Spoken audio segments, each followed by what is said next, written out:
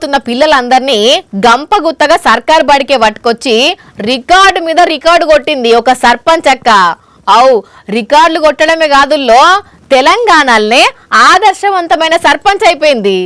అరే రాష్ట్రంలో సర్పంచ్లంతా పిల్లలను గవర్నమెంట్ బడికి పట్టుకొచ్చేందుకు తలకేలు పట్టుకుంటుంటే ఈమె మంత్రం వేసింది అంటారా? అయితే అక్కే చెప్తుంది ఇనుండ్రి. ఎవరైతే గవర్నమెంట్ స్కూల్లో జాయిన్ చెయ్యరో వాళ్ళకి ప్రభుత్వం వచ్చే పథకాలు కట్ చేస్తాను అని చెప్పడం జరిగింది. వాయమ్మో వాయమ్మో ఇన్నారులా హన్మకొండ జిల్లా ధర్మసాగర్ మండలం ముప్పారం సర్పంచ్ రేణుకక్క ఏం చెప్పిందో, ఎవరైతే పిల్లలను గవర్నమెంట్ బడికి పంపరో వాళ్లకు రేషన్ కార్డులు పెన్షన్లు ఇందిరమ్మ ఇండ్లను కట్టి చేస్తానని చెప్పిందట. అంతే ఇక దెబ్బకు పిల్లలంతా సర్కార్ బడి బాట పట్టిందట.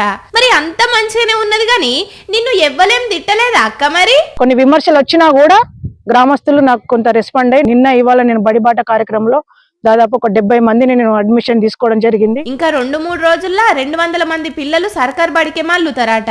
ఊర్లకు ప్రైవేట్ స్కూల్ బస్సులను రాకుండా ఊరు బయట మనుషులను పెట్టి అడ్మిషన్ల కోసం తిరిగేటోళ్లను అటే పంపుతున్నదట. అట్లని ఇదే పని కాదుల్లో, అడ్మిషన్ల కోసం ఇంకో బ్రహ్మాండమైన ఆఫర్ కూడా పెట్టిందట. అది కూడా ఏందో నువ్వే చెప్పక్క. 11 మంది అడ్మిషన్స్ ఎవరైతే ఇస్తారో వాళ్ళకి నేను ఒక 5,000 ప్రైజ్ మనీ ఇస్తానని కూడా వాళ్ళకి నేను మాట ఇవ్వడం జరిగింది. గ్రేట్ కదా సర్పంచ్ అక్క, 200 మంది పిల్లలను సర్కార్ బడికి తీసుకురావడం అంటే మామూలు మాటలా?